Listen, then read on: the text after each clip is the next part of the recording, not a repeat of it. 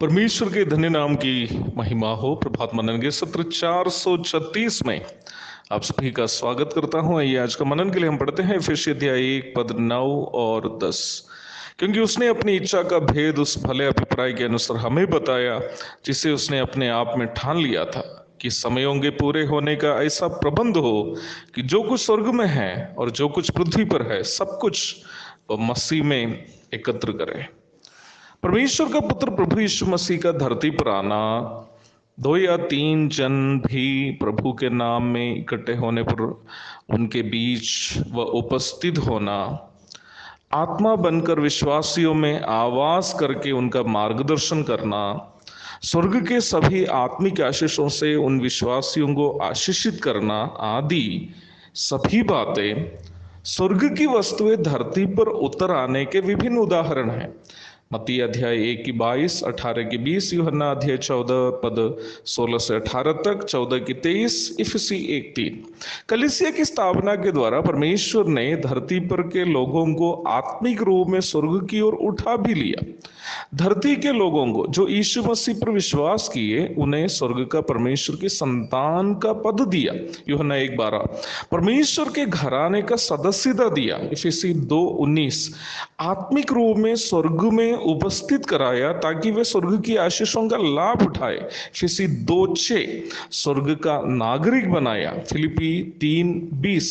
इन सभी बातें जो धरती के हैं, स्वर्ग से आत्मिक रूप में मिलन करने के कई उदाहरण में से कुछ है। परंतु नया नियम में हम ये भी देखते हैं कि हम प्रभु के लोग जो वर्तमान में धरती पर हैं, ना केवल आत्मिक रूप में वरन आश्चर्यिक रूप में भी स्वर्ग के साथ मिलन करने वाले हैं।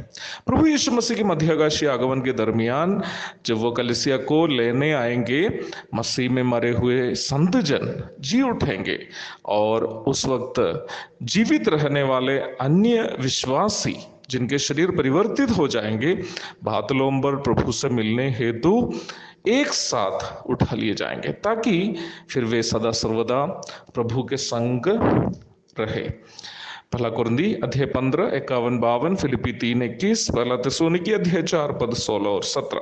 तत्पश्चात यही कलीसिया धरती पर के लगभग 7 वर्षों के महाक्लेश काल के बाद पुनः धरती पर प्रभु के साथ उतर आएगी और 1000 वर्ष प्रभु के संग वर्तमान धरती पर राज करेंगे। प्रकाशित वाक्य अध्याय 20, 4 से 6 तक। इसके पश्चात पाप से प्रदूषित वर्तमान धरती और आकाश का नाश होगा। दूसरा पत्रस अध्याय 3 पद 7 और 10। प्रभु एक नई धरती और आकाश की सृष्टि करेंगे जहां धार्मिकता वास करेगी। दूसरा पत्रस 3 की 13, प्रकाशित वाक्य 21 की 1।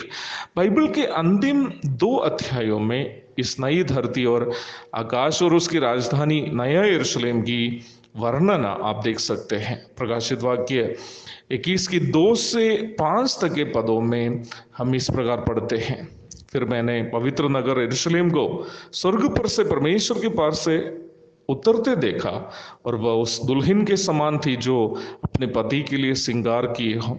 फिर मैंने सिंहासन में से किसी को ऊंचे शब्द से ये कहते हुए सुना कि देख, परमेश्वर का डेरा मनुष्यों के बीच में है, वो उनके साथ डेरा करेगा और वे उसके लोग होंगे और परमेश्वर आप उनके साथ रहेगा और वह उनका परमेश्वर होगा और वह उनकी आंखों से सब आंसू पोंछ डालेगा और इसके बाद मृत्यु न रहेगी और ना शोक, ना विलाप, ना पीड़ा रहेगी।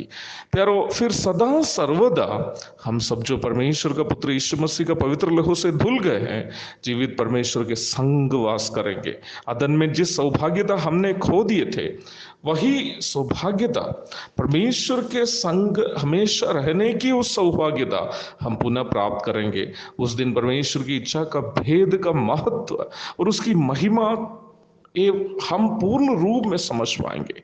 उसी दिन हम ये भी समझ पाएंगे कि इस महान परमेश्वर हम मनुष्यों से कितना अधिक प्रेम किया था।